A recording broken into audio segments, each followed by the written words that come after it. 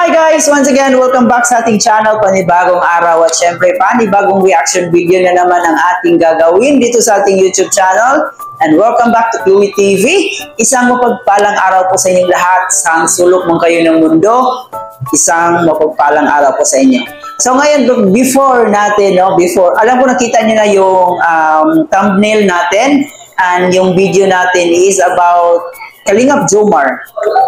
Dito, mas lalo natin makilala si Kuya Jomar, kung sino siya, saan siya nagmula, ano yung totoong pangalan niya.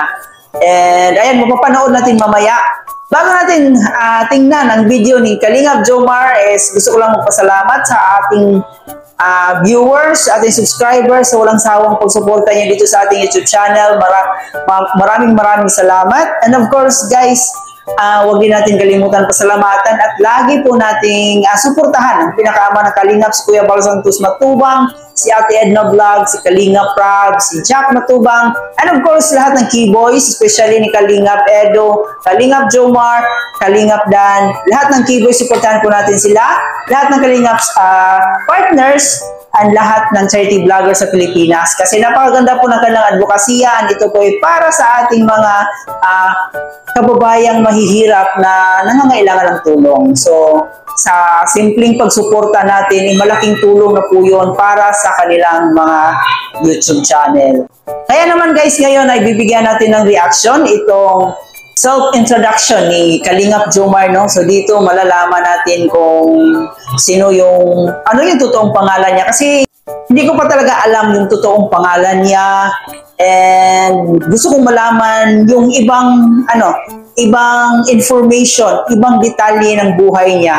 So dito guys, no, sa in-upload niya, Getting to Know Me, paano ko nakilala, paano ko nakilala sila Kuya Bal Santos Matubang, Ate Edna Matubang at Kalingap Prab. So parang dito sinalaysay niya yung mga kwento niya, kwento ng buhay niya, and kwento kung paano nga niya nakilala sila Kuya Bal, si Kalingap Prab at si Ate Edna. So malalaman natin sa video niya ngayon. So ayan, samahan niyo akong panoorin ito. And of course guys, kung gusto mo ng ganitong klaseng reaction video, huwag kalimutan mag-like, share, comment, and of course mag-subscribe na rin po kayo dito sa ating YouTube channel. Kaya naman guys, panoorin natin itong video ni Kalingap Jomar. So sa mga subscribers natin dyan, baka hindi nyo pa nakita itong video na to. So, and isa kayo sa tagahanga ni Kalingap Jomar or tagahanga ng Jomcar. So this is your chance at samahan niyo ako, panoorin natin itong video ni Kalingap Jomar. Kaya naman, alam ko excited na kayo, panoorin natin ang video na ito. Let's go! Jones Jacob. And guys, sa mga hindi pa nakasubscribe ni Kalingap Jomar, huwag niyo kalimutan si Kalingap Jomar. Good morning po sa ating lahat. Isang mainit na araw po sa ating lahat. So, ngayon po andito kayo sa aking channel. And marami po kasi ang nagre-request na kung pwede mag-upload na daw ako ng video, gumawa ko ng vlog. So, since bago pa lang po ang aking channel, I decided po na magpakilala po sa inyo. Konting di ba yung video na to is 1 year ago na upload, tapos sa ngayon meron siyang 156,000 subscribers. So, di ba ang bilis, no? Ang bilis ng kanyang subscribers, kasi pag ordinary vlogger ka lang, sobrang ang hirap abutin ng 100 subscribers guys, di ba? Pag ordinary ka lang or parang kumbaga hindi ka talaga sikat, hindi ka known sa YouTube, talagang itong 100,000, 156,000 subscribers, talagang dugot pawis pa yung mo dyan, i-google para maabot mo yan. Pero dito kay Kalingap Jomar, talagang bilis ng subscribers niya kasi yun, maraming nagmamahal din sa kanya and maraming sumusuporta, so kaya siguro ang bilis na niya nakuha yung 156 subscribers, 156,000 subscribers, di ba? So, ayan, tuloy natin. Background po ng inyong kuya. Konting background po ng iyong kuya, Kuya Jomar. So, yun po, papakalala po ako. Ako po pala si Jomar Jacob from Naga City. Pinanganak po ako sa Nabua. Family ko po nasa Nabua. Dito po ako sa Naga ngayon, sa bahay nila Auntie. Since wala po sila dito, nasa abroad po sila. So, andito po ako. I am second eldest po pala sa magkakapatid. 8 po kaming magkakapatid. Si mama na lang po ang dito. Si papa po is wala na po siya, patay na po siya since 2021. And nagkaroon po kasi siya ng COVID. So isa po siya sa tinamaan ng COVID. So ano lang pala, di pa gaano katagal na wala yung papa niya, no? And unfortunately po, namatay po si papa. So yun po, I'm second eldest po. Napakasakit pa noon guys, no? Di ba nung kasagsagan ng COVID, pag namatay yung pamilya mo, talagang sobrang kawawa kasi hindi pwedeng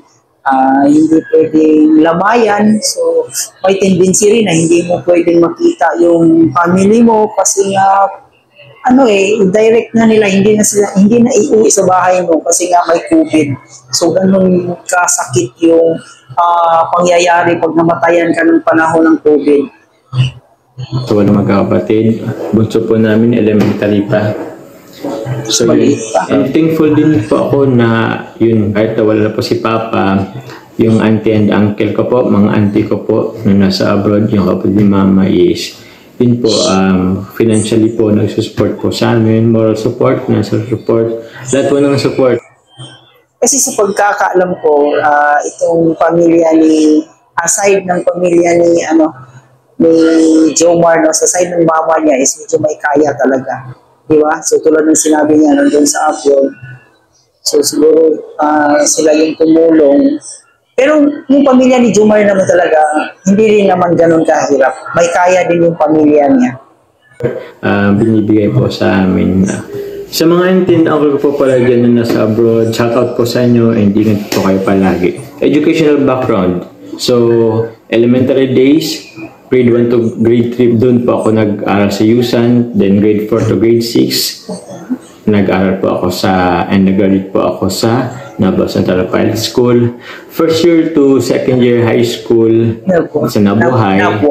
Third year and fourth year high school sa Cam High, Commercial National High School. Grabe guys, so palipat-lipat sila ng paaralan, di ba?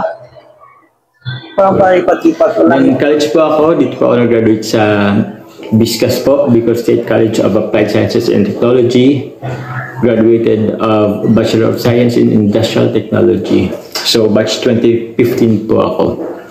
Work experience ko po, dami na din po is, during my college po pala, nag-stop ako for a year. Nagtrabaho ko for the first time, first job ko po as crew sa isang fast food chain sa Jollibee po. Then after po ako mag-work, kasi nung ngayon pa naman, di ba? So yung Jollibee talaga is open talaga sila for work. Nag-try ako before nung nag-college ako, nag-try ako mag-apply pero saksamang palad hindi ako natanggap. So ayun, lumipat ako, nag-apply ako ng mall, so doon ako natanggap. Hindi talaga ako pinalad sa fast food chain. And yan kasi, parang sign na rin yun na huwag ka dyan kasi sobrang napaka-busy po talaga sa Jollibee. Bawal po talaga yung yung mahinhin ka. Bawal po talaga yung patanga-tanga ka. Bawal dyan sa Jollibee kasi kailangan dyan yung mabilis yung kilos mo, mabilis yung utak mo. Talagang ganun sa Jollibee. So, napipil ko si Papa Joms. Mahirap talaga mag-service ko sa Jollibee. Pero masaya. Ulit ako and then nag-graduate po ako ng college. So after college po, nag-work po ako sa Watson, sa Bench, then nag-Suzuki, Toyota, Mitsubishi. And after Mitsubishi po, nag-pandemic. Agent siya. Diba mga agent yan, yung mga nag-deal, nag-handle ng mga customer. Wala pa akong work. So, magtatanong po, paano ko sila nakilala? Paano ko nakilala si Kalinga Prab, si Kuya Val Santos Patubang? Well, ito po ang konting storya po. So, after I graduated po ng college, na-invite po ako ng dating manager ko po sa Jollibee. Nagkataon din po is kaboardmate po siya ni Kalinga Prab. So, nung invite po ako, nung invite po niya ako for parang model, fashion model sa diet dun po sa Central Plaza. So, nagdalawang isip ako actually, pero sabi ko, try. Bagay naman talaga si Kalinga Jomar maging model kasi medyo matangkad din siya. And yung tipo ng pangangatawan niya kasi parang matipuno yung katawan niya, di ba? So, bagay din siya mag-model. Naman, kung makapasok sa screening, din okay. Kung hindi, okay lang din naman. So, yun po, nag-screening po ako dun sa, sa Central Plaza sa Daet. Central Plaza mo sa Daet. Fortunately po, natanggap naman ako. And andun po si Kalinga Prab. Isa rin po siya sa kasama po sa batch po namin. So doon po kami nagkakilala ni Kalinga Prab. So yun po, nagkaroon kami ng circle of friends po. Pero after nung event na yun, ako umuwi naman na sa Naga. Sila po yung mga andun, since sa mga Tagalite naman po ang karamihan na andun, yun, hindi ko po sila nakakasama. Then, siyempre, since magkaibigan naman na kami dati ni Rob, kahit pa paano nagkakausap, kahit hindi masyadong nakikita, nung nag-work po ako as sales agent po sa Suzuki, isa po siya sa narilisan natin ng sasakyan. So, doon ko po nakilala po ang kanyang mama at papa na sila Kuya Val Santos Matubang at si Ate Edna Matubang. So, doon ko po sila nakikita. Meron po akong picture na nahanap kahit pa paano, papakita po, dito po yun. Yan po si Kalinga Prab kasama ko. Tapos ito naman po sila po family. Sila Kuya Val Santos Matubang, Ate Edna, tapos si Kalinga Prab. So, yun po. Yan ko po sila unang nakilala. Hilig. Ano po bang mga hilig ko? Hilig ko pong kumain. Kumain na matulog. Biro lang po. Well, hilig ko pong manood lang YouTube. Yan po. Very random. I am a fan of hip-hop music. OPM. Siyempre. Hindi po ako nahilig sa online games. Sports po. Hindi din po kasi ako nahilig sa sports. Pero nung elementary ako, na-try ko din po mag-badminton. So, nung high school po, nasayaw din po kami. Meron po kaming grupo nung high school. So, madalas po, pag may mga event, na-invitahan din po kami magsayaw. So, hindi naman po kami mga professional dancers po. Tamang for entertainment lang naman po. Yun po, kahit pa paano, hilig po yung pagsayaw. So, may nagtatanong po kung sasali daw ba ako sa Kalingap. Yes po, sasali po ako sa pagkalingap, sa Kalingap team nila Kuya Val Santos Matubang, nila Ate Edna, at ni Kalinga Prab. So, yun po, kasama-sama po ako sa kanila. Magcha-charity vlog din po tayo. I-focus po siya as much as possible sa pag-charity vlog. Pero, may mga ano rin po tayo na dito rin natin i-upload po yung mga random na vlog, personal vlog ko po. So yun po, salamat po sa suporta. Hopefully, magsama-sama po tayo ng matagal. Please do support po my channel by clicking the subscribe button. And then don't forget to like, share, and comment po dito sa baba sa aking channel. Dito po sa aking videos. Maraming salamat po, and hopefully mag-grow po ang aking channel. Sana po makasama ko po kayo ng matagal. Pagkasama-sama tayo, sabay-sabay po natin alamin mga iba-ibang istorya, kwento ng mga tao. Maraming salamat po. Ingat po kayong lahat. And yun po. Bye-bye. God bless po. Yun nga po guys, no, narinig natin yung kwento no, ni Kalingap Jomar. So noong una kasi guys, yung pangalan niya ng YouTube channel niya is Kuya Jomar Vlog, pero pinalitan na ito ngayon ng Kalingap Jomar. Ayan, sa mga hindi pa nakapag-subscribe, i-subscribe po natin si Kalingap Jomar. Isa din po yung charity vlogger. So yun nga, sa kwento niya, no, talagang na-inspire din ako sa kwento niya kasi hindi niya akalain na maging isang charity vlogger na talaga siya ngayon. So una, ang dami niyang experience sa pagtrabaho. No, nag-modeling siya, nag-agent siya, nag-crew siya. So talagang kung ang Diyos na talaga yung magdadala sa iyo sa kung saan ka talaga niya ilalagay, talaga siya na mismo yung gagawa.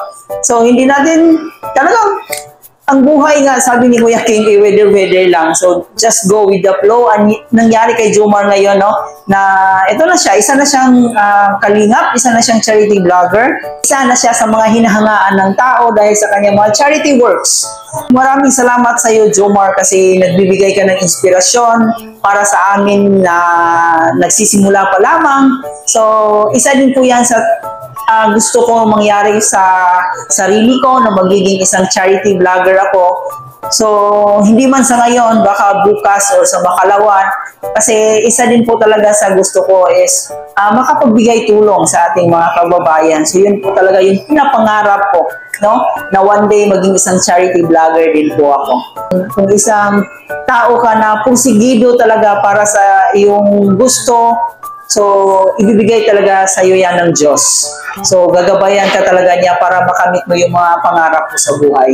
And yun din yung nakita ko kay Papa Joms na talagang pusigido talaga siya na maging isang kalingap, maging isang charity vlogger. So, yun po yung nakaka-inspire sa kay Kalingap Jomar. At hanggang dito na lang muna guys ang ating reaction video sa araw na to. Muli po, maraming salamat sa panonood. Sana nag-enjoy kayo. Please don't forget to like, share, comment, at mag-subscribe na rin po kayo dito sa ating YouTube channel. Muli po, thank you!